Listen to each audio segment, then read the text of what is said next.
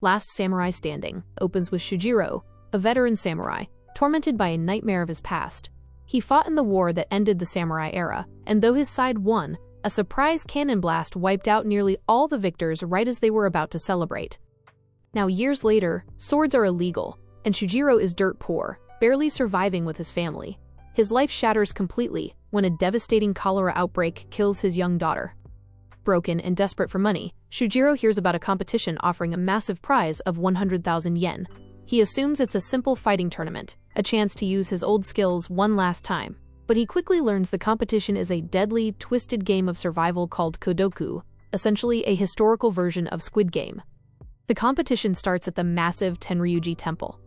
Their destination is Tokyo, but to get there, they must pass through 7 checkpoints. To pass each one, they must collect enough points. Each player has a wooden tag around their neck worth 1 point. They need 2 points to get through the first gate, and eventually, they'll need 30 to reach Tokyo. With only 1 point each, players must kill each other or steal tags to survive and advance. There's no quitting, no telling anyone outside, and a 1-month deadline. If your tag gets pulled off and 10 seconds pass, you're out. Permanently, meaning you die. When a few contestants try to run, guards shoot them immediately. The message is loud and clear: move forward or die. The moment the rules are announced, the crowd erupts into a violent frenzy. It's an immediate every man for himself bloodbath. Shujiro is burdened by his war trauma and hasn't been able to wield a sword since the final battle. However, he quickly finds a purpose: protecting a young lady named Katsuki Futaba, who is around his late daughter's age and is participating to save her own mother. At one point, her tag gets stolen, and she's seconds away from being shot. Shujiro swoops in, gets it back, and the two scramble up the temple's torch tower to escape the mob. Contestants swarm the structure, tipping over in a frantic climb to reach them. By their teeth, Shujiro and Futaba survive the mayhem and push through the first gate. But a particular samurai seems to be specifically searching for Shujiro. Shujiro and Futaba don't get a moment of peace. They are immediately ambushed by the crazed samurai named Kanjiya, a man who clearly signed up for this game just to taste blood. He's obsessed with testing himself against the legendary Manslayer, but Shujiro refuses to give him the satisfaction. He's all defense, doing everything possible not to slip back into the monster he used to be. Just as the fight turns desperate, Futaba proves her worth. She quickly secures a horse, and the two manage a narrow escape. Shujiro desperately urges Futaba to quit the game. It's too dangerous, but she fiercely refuses. We learn why Futaba is so determined to stay. Her entire village is suffering from the cholera outbreak, including the children she and her mother helped care for at the temple. Her family was already poor, relying only on prayer. Now, her mother has also fallen ill. Futaba is carrying the crushing weight of responsibility. Many people are depending on her to win the prize money. They are visited by Kyojin, a fellow contestant who helped Shujiro at the temple. He was the one who generously gave Shujiro the second tag he needed to pass the first gate. Kyojin proposes an alliance. According to the number of contestants and the tags needed, only 9 people will make it to the end, and he thinks they could be 3 of them if they work together. But Kyojin isn't just thinking about winning. He wants answers. Something about this whole 9 winners 100,000 yen promise doesn't feel real. Is it 100,000 each? Is it 100,000 split 9 ways? Is it even real at all? He wants them to help him fish out whoever is running this twisted game, and he gives them 3 nights to think it through. The crazed Kanjiya takes his bloodlust to the streets, killing innocent villagers who aren't even part of Kodoku, just trying to lure out strong opponents. He is finally challenged by a noble samurai named Kikuomi Ukyo, known as the Guardian of Nobility. Ukyo is only in the game because the nobles he dedicated his life to protecting abandoned him when the samurai class lost respect, leaving his house in poverty. He joined Kodoku hoping to win enough money to rebuild his household, but unfortunately, Kanjiya kills him. It was kind of ridiculous though, because Ukyo had the upper hand, but I guess he wasn't trying to kill the guy. He got rid of Kanjiya's sword twice, so how the hell do they make Kanjiya kill him? As Shujiro and Futaba make it to the edge of town, they stumble upon a group of exhausted samurai who have completely lost the will to continue. They want out. They didn't sign up for a mass murder gauntlet, just a chance to make money. When one man removes his tag and nothing happens immediately, the others take it as a sign that the whole withdrawal equals death threat was just fear-mongering. That illusion lasts about 3 seconds. Gunshots rain down, and every last one of them is executed on the spot. This triggers the war PTSD in Shujiro, and he slices through all the soldiers. The Manslayer is back, baby! They even got their own version of the VIPs, who are placing bets on which samurai would make it to the next stage. The reason Shujiro is such a haunted, skilled fighter is revealed. Years ago, he was an orphan at the Kyohachi Ryu School, the birthplace of swordsmanship. Everyone thought the school died out, but the truth is 8 successors survived, training endlessly in secret. The kids became a tight-knit family, calling each other brothers and sisters. But the school had a cruel final test. It could only produce one heir. The children were commanded to fight each other to the death in their own version of Kodoku. Shujiro couldn't bear the thought of killing his family. He fled in the dead of night, believing that horrifying chapter was closed forever. Until the present, where Futaba and Shujiro are heavily ambushed. Wait, are they the only contestants? What the hell? Futaba can't fight at all, why the hell did she join? Fortunately, they are saved by the unexpected arrival of Iroha, one of Shujiro's younger sisters, from the Kyohachi Ryu School. Even with Iroha's help, the 3 are overwhelmed, especially since the attackers are using long-range arrows. They are moments from being defeated when an incredibly talented marksman, Kamui Kocha, intervenes. His culture respects those who protect children, so he spares their lives and leaves. Iroha is still mad at Shujiro for ditching them back then. It took one of the kids standing up to the master for the others to escape alive, and Shujiro left them to face that alone. Shujiro sincerely apologizes for abandoning them. He asks her to join his team, and she reluctantly agrees. Together, they gather the tags of the defeated attackers and push through the next gate. They meet up with Kyojin again. Shujiro explains the grim truth of the word Kodoku. Traditionally, it means a survival contest where only one person survives. This only increases the tension around Kyojin's proposal.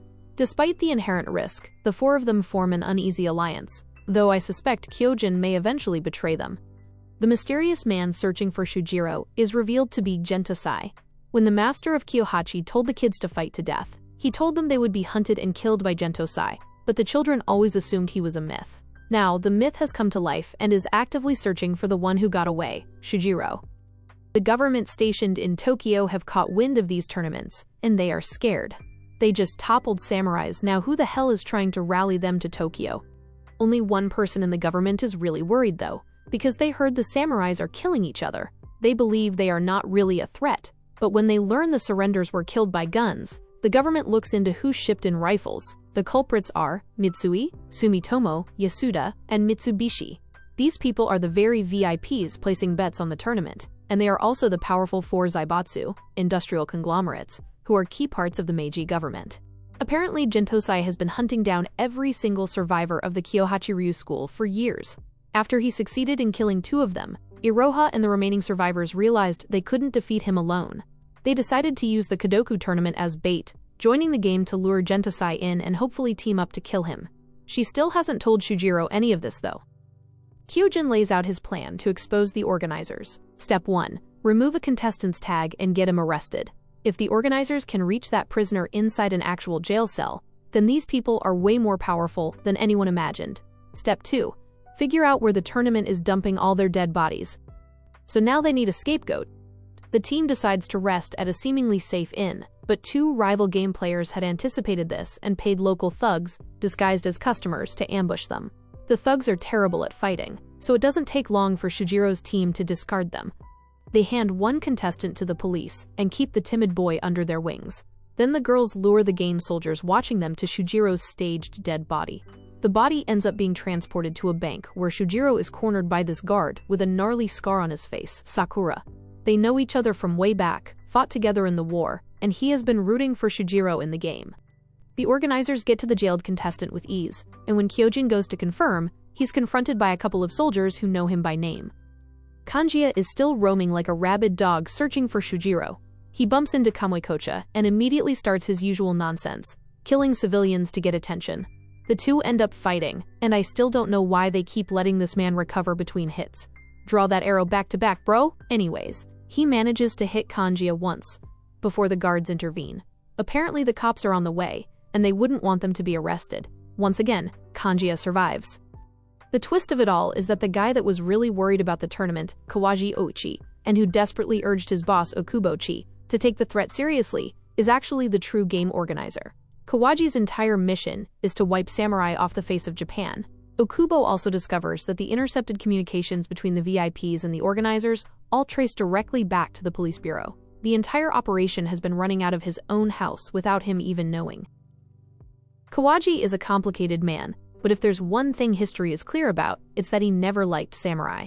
This is the same guy who went to Europe, studied their systems, and came back to Japan with guns, police strategy, and a whole new worldview. He basically built the modern police force from the ground up. He was also the one who sanctioned the massacre of the samurai years ago, even after the samurai won that war. In his eyes, they were relics refusing to evolve, and he wanted them wiped out. So when he brought news of the tournament to Okubo, it wasn't out of loyalty.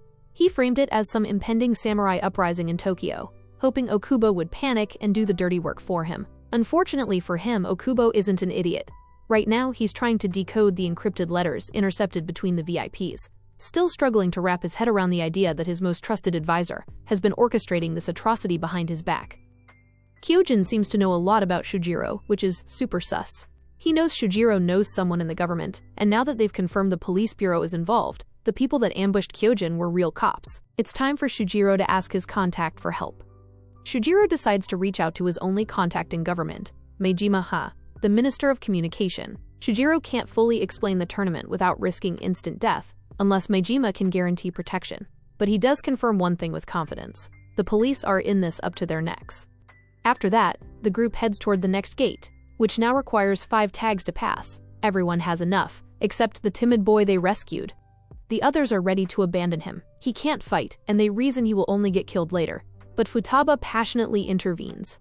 She argues that they cannot face their families back home if they let someone die when they have the means to save him. Her moral stand prevails. They pool their extra tags, giving the timid boy enough points to pass the checkpoint, potentially saving his life. However, Kyojin decides they need to split up. Given his stint with the cops, he doesn't want to bring trouble to the group, which is a load of BS, because we see him talking to Iroha's siblings, asking if they are willing to save their sister. It could be for good though, because Gentosai has just found Shujiro and Iroha. Despite Meijima revealing everything Shujiro said to Okubo, plus the fact that 150 cops are doing some secret exercise, there is really nothing Okubo can do without proof. His secretary finally decodes the messages intercepted between Kawaji and the VIPs, but he is killed before revealing it to Okubo. We learn the full history of Shujiro and Kanjiya. They were the sole 2 survivors of the surprise cannon blast that ended the war. While Shujiro was traumatized by the dead, Kanjiya was simply thrilled to have someone left to fight. Shujiro easily defeated him back then, but his one mistake was sparing Kanjiya's life. Kanjiya has been hunting him for a rematch ever since, and now he uses this festival that they are at as the perfect opportunity. The team was just letting their guard down for some peace and quiet, for God's sake. His timing is the absolute worst, because Gentosai finds Iroha too. This would have been the perfect moment for Shujiro and Iroha to get rid of Gentosai once and for all, but he's busy fighting Kanjiya. Iroha can't fight Gentosai on her own. The man is a badass with a sword, so she tries her possible best to run, but he eventually catches up to her. She's about to get killed when her brothers arrive. Absolutely love the fighting sequence, too good. But even 3 against 1 isn't enough. Gentosai is simply built different. All they can do is escape. Iroha is exhausted by a life spent running. She realizes that to truly end this, they must finally bring Shujiro fully into their conflict, which will be in Season 2. Kanjiya seals his own fate when he takes Futaba hostage. That's his baby girl, man. The manslayer comes out ASAP. At the end of this terrific fight where they are engulfed in fire at some point, Shujiro kills Kanjiya. It becomes obvious this is all Kanjiya ever wanted. Someone strong enough to give him the warrior's death he desired. We learn Kawaji initially wanted to give the police guns to protect against the samurai after the war, but Okubo resisted. This resistance forced Kawaji to pivot, using the powerful businessmen, the VIPs/Zaibatsu, to create Kodoku to eradicate the samurai instead. Okubo's biggest mistake is trying to give this man a chance to explain himself, but even if he didn't, who's supposed to arrest the police? Especially with so many loyalists, Okubo sends a message requesting a meeting to talk, and Kawaji sets a rendezvous point. Despite the obvious dangers and the death of his secretary, the gullible Okubo decides to go. As expected, he's killed on the way there. With the only powerful government official seriously opposing the game now dead, the path is clear. The VIPs are excited, as the player pool is now down to 9 contestants, all of them dangerously strong, ready for the endgame. For the VIPs, the real entertainment is just beginning. But is it gonna be that easy? No. Meijima has already sent a secret message to Shujiro. They are meeting in Tokyo. Hopefully, he is able to put an end to this nonsense.